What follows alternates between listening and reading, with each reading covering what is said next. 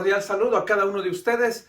Les agradezco una vez más que me estén acompañando y juntos poder estudiar el mensaje de la palabra. Volvemos a la serie basada sobre el libro de los Salmos que he titulado Los Salmos, cantos o canciones para un alma que tiene sed de Dios. Hoy vamos a estudiar el Salmo 51. Lo hemos estudiado anteriormente, pero yo considero que este es un salmo que es necesario en la vida del creyente, porque puede ser que nuestros corazones estén ocultando un pecado oculto. Y este salmo nos lleva a revisar nuestros corazones y confesarlo a Dios. Vamos pues a leer entonces el Salmo 51, versículos del 1 al 13. Acostumbro yo a leer de la Biblia de las Américas este pasaje que dice así: Ten piedad de mí, oh Dios, conforme a tu misericordia, conforme a lo inmenso de tu compasión, borra mis transgresiones. Lávame por completo de mi maldad y límpiame de mi pecado, porque yo reconozco mis transgresiones y mi pecado está siempre delante de ti. Contra ti, solo he pecado y he hecho lo malo delante de tus ojos, de manera que eres justo cuando hablas y sin reproche cuando juzgas. Yo nací en iniquidad y en pecado me concibió mi madre. Tú deseas la verdad en lo más íntimo y en lo secreto me harás conocer sabiduría. Purifícame con hisopo y seré limpio. Lávame y seré más blanco que la nieve. Hazme oír gozo y alegría. Haz que se regocijen los huesos que has quebrantado. Esconde tu rostro de mis pecados y borra todas mis iniquidades. Crea en mí, oh Dios, un corazón limpio y renueva un espíritu recto delante de mí. No me eches de tu presencia y no quites de mí tu Santo Espíritu. Restitúyeme el gozo de tu salvación y sosténme con un espíritu de poder. Entonces enseñaré a los transgresores tus caminos y los pecadores se convertirán a ti. Padre bendito, gracias en este día por darnos la oportunidad de poder, Señor, estudiar tu palabra, especialmente este salmo, Señor, que nos lleva a analizar nuestro corazón. Padre, puede ser que en nuestro corazón hay un pecado oculto, algo para nosotros mínimo, pero para ti, Señor, el pecado obviamente te ofende. Límpianos, Señor, ayúdanos a constantemente estar confesando, Padre, aquellas actitudes, aquellas acciones que obviamente no te honran. Y especialmente, Señor, cuídanos y protégenos de caer en el pecado de maldad, Padre, y ofenderte a ti. Esto lo pedimos en el bendito nombre de Cristo Jesús. Amén. Bueno, como dije anteriormente, hoy estudiamos el Salmo número 51. El título de este mensaje es La importancia del verdadero arrepentimiento y la confesión a Dios. Repito, la importancia del verdadero arrepentimiento y la confesión a Dios. Uno de los conflictos más grandes en el corazón de nosotros los seres humanos es el de aceptar nuestros fallos, el de pedir perdón y arrepentirnos. Tristemente, nuestro corazón tiende a ser duro y preferimos muchas veces vivir en el orgullo y la culpabilidad que ser liberados de la culpa del pecado. Pero, gracias a la misericordia de Dios y a la piedad, ¿verdad?, Él nos guía a humillarnos y así, como hijos de Dios, poder ser liberados de la culpa y de la condenación propia. Así que Dios, pues, usa su gracia para que aquellos que le conocemos vengamos al arrepentimiento, confesemos nuestros pecados y cambiemos nuestra manera de vivir. Solamente Dios puede, ¿verdad?, a través de su gracia, llevarnos a buscar ese arrepentimiento. Y el Salmo 51 es uno de los salmos más conocidos dentro de los salmos que nosotros conocemos, ¿verdad?, como salmos penitenciales. Este salmo es un salmo muy personal. Y cuando digo personal, ¿verdad?, porque nos lleva a reconocer que todos nosotros somos culpables de ciertos pecados. Algunos pecados llegan a ser graves, todo el pecado es ofensa a Dios y necesitamos de la abundante gracia de Dios para salir de ahí y poder ser restaurados en nuestra relación con Dios. Este salmo de una manera muy profunda, nos enseña varias lecciones críticas sobre el pecado y la búsqueda del perdón. Decía yo que el Salmo 51 es uno de los 7 salmos conocidos como salmos penitenciales. Este grupo de 7 salmos penitenciales, que son el Salmo 6, el Salmo 32, Salmo 38, Salmo 51, el Salmo 102, Salmo 130 y Salmo 143, ya eran conocidos desde tiempos muy antiguos como los salmos penitenciales, probablemente ya desde los tiempos de San Agustín. Los cristianos ya los identificaban de esta manera. Ahora, la pregunta es, ¿por qué son conocidos como salmos penitenciales? Bueno, porque en estos salmos podemos ver que predominan los sentimientos, ¿verdad?, de conciencia, de pecado y de arrepentimiento del pecador. O sea, el pecador apela buscar la misericordia de Dios por medio de la confesión de sus pecados. Y entonces el arrepentimiento se expresa en estos salmos en un lenguaje muy profundo, muy emocional. Ellos lo expresan con tonos, ¿verdad?, de exaltación. Hay dolor, hay contrición por haberle fallado a Dios, haber pecado en contra de Dios y haber ofendido también al prójimo. Ahora, el Salmo 51 es un salmo muy, muy profundo, y para poder entender este salmo necesitamos también conocer su trasfondo histórico, porque este salmo fue escrito como consecuencia del pecado de David. En el libro de 2 de Samuel, capítulo 11 y capítulos 12, se nos narra lo que pasó. O sea, nos hablan de que David, ¿verdad?, cometió un pecado. Él vio a la mujer de su prójimo llamada Betsabé, y ella obviamente era una mujer preciosa. Él se estaba bañando. David subió a la azotea de su palacio, la vio, la mandó llamar, cometió adulterio con esta mujer. Y no solamente pasó eso, sino que después manda a llamar a uno de sus soldados fieles para que vaya a dormir con su mujer. Él no lo hace, y es tan fiel este soldado, ¿verdad?, que permanece fuera con los siervos de David en el palacio, y después David manda a matarlo. Ahora, tristemente, esta es la historia, ¿verdad?, de este salmo. Y entonces Dios, después de cierto tiempo que le da oportunidad a David para que se arrepiente y confiese su pecado de adulterio y asesinato, no lo hace. Manda al profeta Natán, y Natán confronta a David. Ahora, gracias a que David se humilla y confiesa su pecado, entonces Dios lo perdona y lo vuelve a restaurar. Y ahí es donde nace el Salmo 51. De hecho, se cree que el Salmo 51 y el Salmo 38 son escritos como consecuencia del arrepentimiento y el perdón que David busca ante Dios.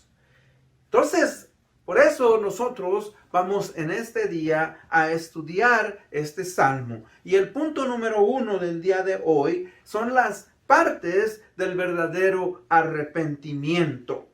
Fíjese que David comienza diciendo: ten piedad de mí, oh Dios, conforme a tu misericordia, conforme a la multitud de tus piedades, borra mis transgresiones. Lávame por completo de mi maldad y límpiame de mi pecado. Él está buscando, ¿verdad?, una restauración. Y fíjese que dentro del verdadero arrepentimiento debemos de ir siempre primero ante Dios y derramar nuestro corazón por su misericordia y su compasión. Ahora, ¿por qué debemos de ir primeramente ante Dios? Si es que en este caso David, ¿verdad?, le robó a la mujer y luego lo mandó a a matar a Urías? Bueno, recuerde, debemos ir a Dios primeramente porque Dios es quien nos ha dado una conciencia, Dios nos ha dado una moral y Dios nos ha dado sus mandamientos por medio de su palabra. Cuando nosotros quebrantamos la conciencia, la moral y los mandamientos, pues nos hacemos culpables delante de Dios por haber quebrantado sus leyes que Él nos ha dado. Recuerde que la conciencia es el primer mecanismo que nos hace ver nuestros fallos. Nos acusa y nos dice, eso está mal, eso está bien.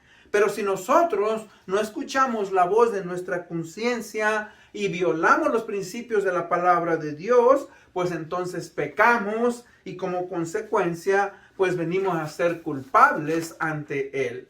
Y esto es, fíjese, algo que es tan importante de entender. De hecho, un teólogo dice lo siguiente, dice que el pecado no solo son las grandes y malas acciones como el asesinato, el robo o el adulterio, o aún pecados que nosotros consideramos más simples como las mentiras blancas, como la crítica o la impaciencia. Dice, el pecado es una condición del corazón del ser humano que nos aparta de Dios en preferencia por otras cosas que no le agradan a Él y que le ofenden y que nos hace perder nuestra relación o nuestra comunión con Él. Por eso David está aquí buscando a Dios de una manera, ¿verdad?, muy, muy profunda. Él está diciendo, ten piedad de mí, oh Dios. Y la palabra piedad, fíjese, literalmente quiere decir doblarse o inclinarse en bondad ante alguien que es inferior. Buscar su favor y concederle un favor. Entonces, en este caso, David está diciendo, Señor, yo sé que soy culpable, pero inclínate en bondad hacia mí. Soy inferior que tú eres Dios. ¿Y sabe qué? Por eso cuando él dice, ¿verdad?, conforme a lo inmenso de tu compasión, borra mis rebeliones. O sea, Dios es el único que puede borrar y que puede perdonar, ¿qué?, nuestros pecados. Y no solamente borrarlos, pero no tenerlos en cuenta. Fíjese que esa es una de las bendiciones que el cristiano, que el creyente tiene. Porque en el día del juicio, nosotros, ¿verdad?, no vamos a pasar por un juicio en el cual se nos va a condenar por nuestros pecados, porque Cristo Jesús ha borrado, porque Cristo Jesús al morir en la cruz del Calvario, su preciosa sangre nos limpia de todo pecado. Por eso es que nuestros pecados no serán traídos a cuenta, porque los hemos confesado y nos hemos arrepentido de nuestra vana manera de vivir. Fíjese que David trató de ocultar las manchas del pecado. Por eso él dice, lávame por completo de mi maldad y límpiame de mi pecado. El pecado, ¿verdad?, trae consecuencias. Y David trató, fíjese, de una manera temporal, ocultar las manchas del pecado. Pero una vez que Dios manda al profeta Natán, él se da cuenta de su pecado y ahora David puede percibir la maldad que hubo en su corazón y escribe este salmo. No sé cuánto tiempo después lo escribió, pero él se da cuenta y lo pone aquí para que nosotros también podemos entender a veces la profundidad del pecado que hay en nuestro corazón. Fíjese que David sabía que solo Dios podía limpiarlo por completo de estos pecados, pecado de adulterio y pecado de homicidio. Ahora, punto número 2, la confesión de los pecados. Porque vamos a analizar, o sea, David entiende una cosa. Fíjese lo que dice el versículo 3. Dice, porque yo reconozco mis transgresiones y mi pecado está siempre delante de mí. O sea, la importancia de la confesión de los pecados. David entendió que deliberadamente había pecado y había ofendido a Dios.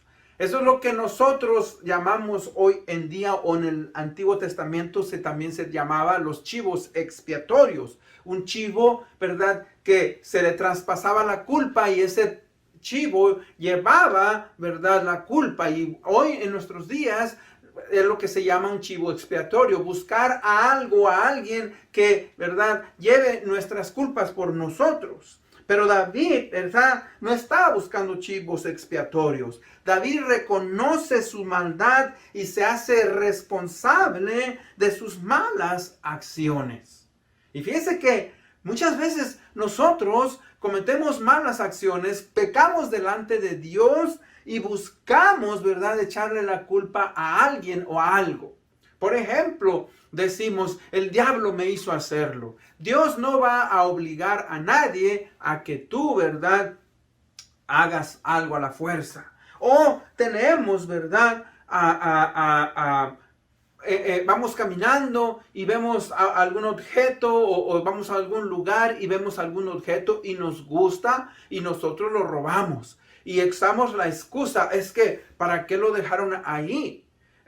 ¿Por qué, verdad, lo dejaron a la vista? O sea, usted tiene que entender que si algo no es suyo, usted no debe de tomarlo, punto. No te pertenece, no es tuyo, no debes de tomarlo, pero usamos excusas. De hecho, en las leyes en los Estados Unidos hay un caso que se llama, ¿verdad?, el caso de los Twinkies. Y ahora, este individuo, esta persona, estaba queriendo excusarse de su crimen porque dice que él comía muchas calorías, comía muchos Twinkies. Los Twinkies son unos pastelitos larguitos. En mi país le decíamos submarinos, rellenos, ¿verdad?, de una crema muy dulce que tienen muchas calorías. Bueno, este individuo estaba excusándose que por causa de todo lo que él comía, de las muchas calorías, pues él cometió ese asesinato. O sea, tenemos que aprender a ser responsables. Tenemos que aprender a reconocer, como David lo está diciendo aquí.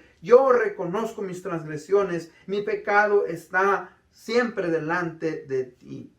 Fíjese que él, ¿verdad?, está aceptando. En el versículo 4 dice, contra ti solo he pecado y he hecho lo malo delante de tus ojos, de manera que tú eres justo y cuando hablas y sin reproche cuando juzgas. O sea, fíjese que él está dejando en claro que él, David, ¿verdad?, peca delante de Dios. David entiende los principios que Dios nos ha dado, los mandamientos. Y él no, como dije anteriormente, no está buscando una excusa. Él sabe que ha pecado en contra de Dios. Dios nos ha dado sus principios. Por eso dice, de manera que tú eres justo cuando hablas y sin reproche cuando juzgas. O sea, David entiende que los principios que Dios nos ha dado a través de su palabra, los mandamientos, ¿verdad?, y la ley moral que hay en nuestro corazón, nos fue dada para protegernos del pecado. Por eso, él sabe que al violar esos principios, ha pecado en contra de Dios. Y eso, fíjese, es tan importante también para nosotros. No podemos excusarnos y decir, ¿verdad?, que somos débiles ante el pecado. Porque la gracia del Señor Jesucristo está en nuestras vidas. Y si nosotros, ¿verdad?, nos ponemos firmes y nos negamos a pecar, Dios nos da de su gracia y podemos ser libres del control del pecado. Fíjese que es importante en ese aspecto también reconocer nuestra naturaleza pecadora. Fíjese que en el versículo 5 dice, yo nací en iniquidad, nací en pecado, y en pecado me concibió mi madre. O sea, todo ser humano, todo aquel que nace de mujer y de hombre, nace con una naturaleza pecadora. O sea que tarde o temprano, vamos a pecar, vamos a mentir, vamos a robar y vamos a hacer cosas serias en contra de los principios de Dios. Fíjese que por eso es importante que el cristiano deba de aprender a ser controlado por el Espíritu de Dios para poder, ¿verdad?, a tener control el control del pecado. Usted sabe, el cristiano, aunque ha nacido de nuevo, aún tiene una naturaleza pecadora que está en constante pugna, está en constante, ¿verdad?, pleito. Y ahí es donde uno debe de confiar en la gracia de Dios, debe de buscar uno ser espiritual, morir al pecado y vivir para Cristo. Porque si nosotros, ¿verdad?, no estamos en constante vigilancia. Por eso el Señor Jesucristo nos dice, velad y orad para que no entréis en tentación, ¿verdad? En Mateo 26:41. O sea, constantemente debemos estar observando lo que pasa a nuestro alrededor para que el pecado no nos agarre desprevenidos, ¿verdad? Y nosotros avergoncemos el nombre del Señor Jesucristo. Fíjese que esa naturaleza pecadora solamente puede ser controlada, ¿verdad?, por la naturaleza espiritual. El capítulo 8 del libro de Romanos nos dice, ¿verdad?, que no hay ninguna condenación para los que están en Cristo, los que no andan conforme a la carne, sino conforme al Espíritu. Fíjese que él entiende y dice, tú deseas la verdad en lo más íntimo y en lo secreto me harás conocer sabiduría. O sea, él apela a Dios y le dice, Señor, yo sé que tú quieres, ¿verdad?, que viva en verdad. Tú quieres, ¿verdad?, que mi corazón sea tuyo. Por eso le dice que en el secreto íntimo de Jehová, ¿verdad?, Él nos hace conocer esa sabiduría. Cuando nosotros buscamos a Dios sinceramente, Él nos lleva, ¿verdad?, a entenderle, a conocer su mente y poder vivir de una manera diferente. Fíjese que debemos de reconocer que solamente Dios puede limpiarnos y cambiar nuestro corazón y restaurar esa relación con Él. El versículo 7 dice, purifícame con hisopo y seré limpio. Lávame y seré más blanco que la nieve. Fíjese que David conocía muy bien, ¿verdad?, el ritual del Antiguo Testamento, las ofrendas, cuando se ofrecía, ¿verdad?, un cordero por los pecados. David buscó, ¿verdad?, a Dios para que Dios hiciera una purificación espiritual y moral en su vida. Él hizo esa conexión, ¿verdad?, del sacrificio, como dije yo, expiatorio. Había una sustitución. Y en este caso, el hisopo era usado para aplicar la sangre del Cordero de la Pascua, donde se ponía, ¿verdad?, donde se puso en el poste de la puerta la marca de la sangre para que no hubiera, ¿verdad?, condenación, no hubiera muerte. Y de esta manera él entendió. Fíjese que también el hisopo era utilizado para rociar el agua purificada por un sacerdote cuando iban a limpiar, a hacer ofrendas. Entonces, él entiende, ¿verdad?, que algo tiene que cubrir su pecado. Y en este caso, él sabe que el Espíritu de Dios, nosotros hoy como cristianos sabemos que la sangre que Cristo Jesús derramó en la cruz del Calvario nos limpia de todo pecado y que esa preciosa sangre, ¿verdad?, al nosotros reclamarla a nuestro beneficio, nos purifica y nos hace estar limpios delante de Dios. No porque nosotros, ¿verdad?, lo merecemos, no, sino porque eso Cristo Jesús vino a hacer para darnos salvación y vida eterna, obviamente, a todo aquel que cree. Si nosotros lo confesamos, si nosotros nos arrepentimos de nuestro estilo de vida, si nosotros cambiamos nuestra manera de vivir, Dios, ¿verdad?, hace que esa preciosa sangre de Cristo Jesús pues nos limpie de todo pecado y de toda maldad y nos pone en una dimensión diferente para poder nosotros, ¿verdad?, vivir bien delante de Dios. Y punto número 3, fíjese que debemos de orar y buscar tener un deseo intenso por la restauración y la renovación. Y eso nos los dan los versículos 8 al 12. Dice, hazme oír gozo y alegría. Haz que se regocijen los huesos que has quebrantado. Esconde tu rostro de mis pecados y borra todas mis iniquidades. O sea, que David sabía que no era simplemente suficiente que Dios le limpiara su corazón, sino él le pide que rehaga un corazón, ¿verdad?, nuevo. Él necesitaba un nuevo corazón, porque el corazón, ¿verdad?, con el cual cuando él dice, nací en iniquidad, ese corazón obviamente, mis hermanos, no puede ponernos en paz con Dios. Dios es el único que puede darnos un corazón limpio. Y fíjese que cuando Él está expresando eso, cuando Él está diciendo, Señor, por mí mismo, no puedo. Necesito que tú me renueves.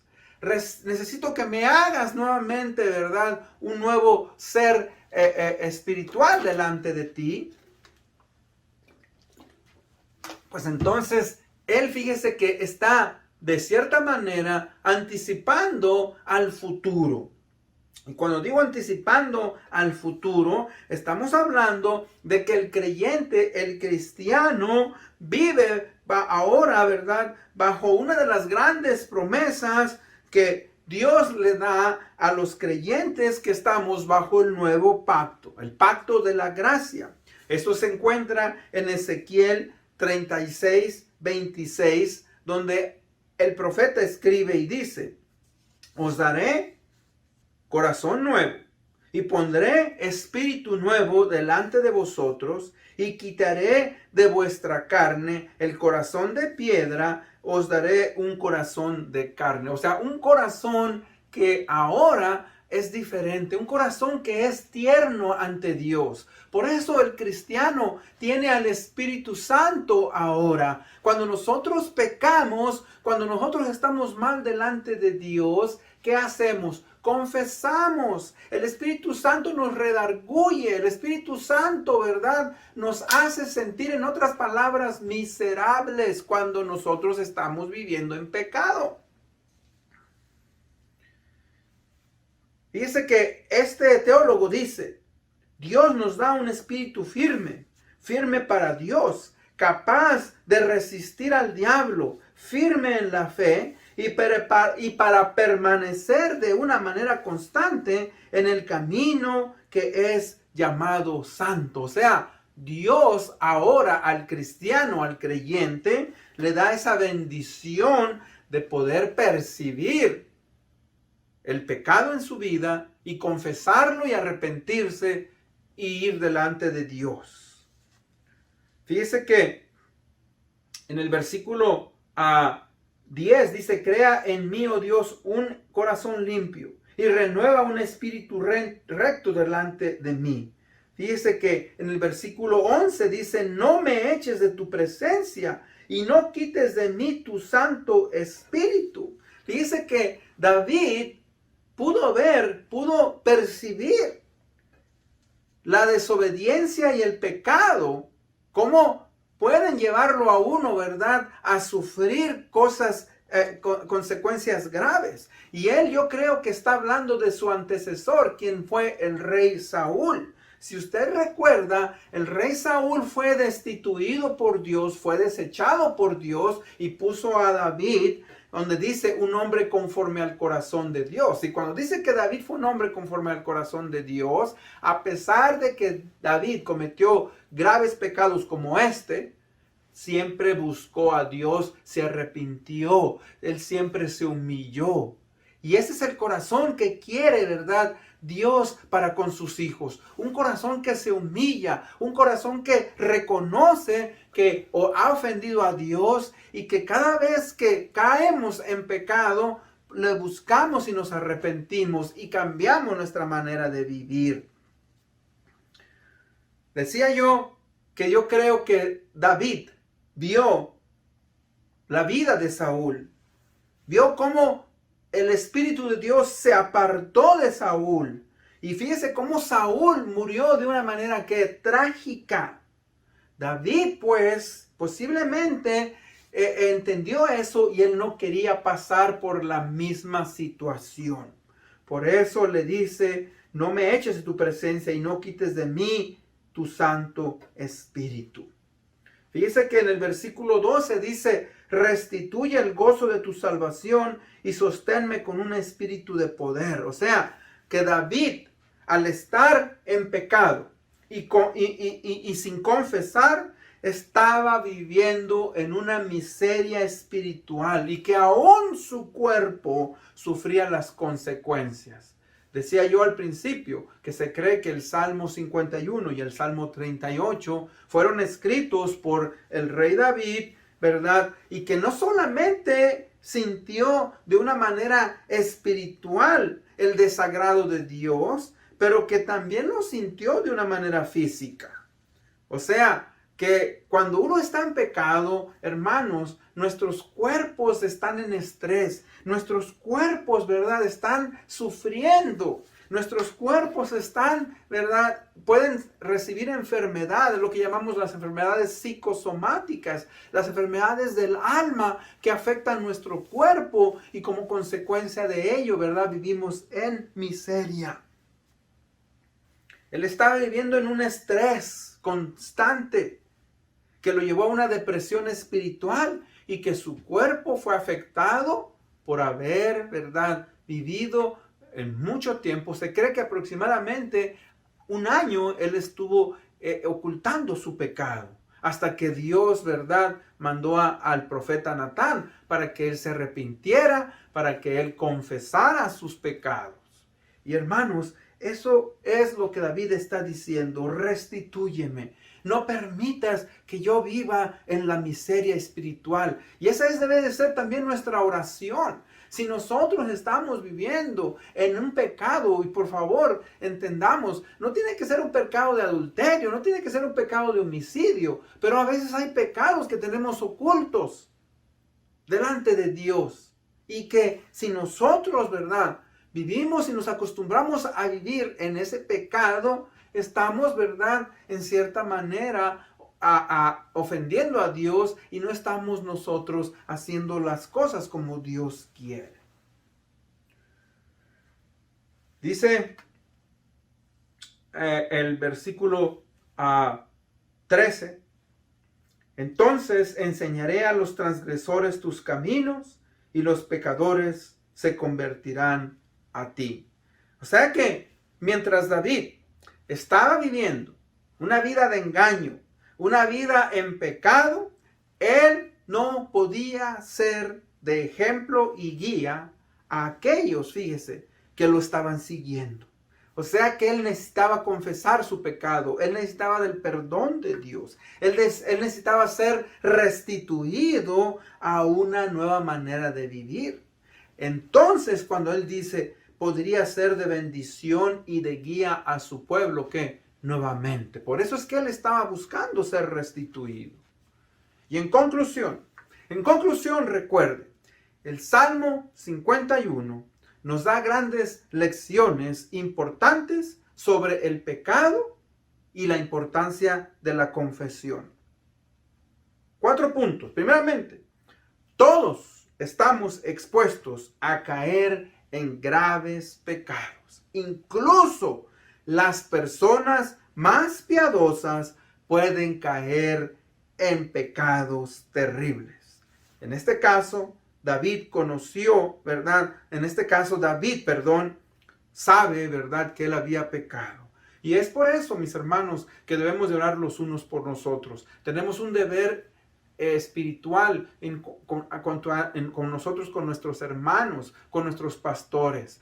No hay excepción. Líderes espirituales, pastores, han caído, caerán si no nos cuidamos de los pecados, ¿verdad?, del engaño del pecado. Otra cosa es que recordemos que el pecado es grave, ¿verdad? El pecado trae consecuencias graves.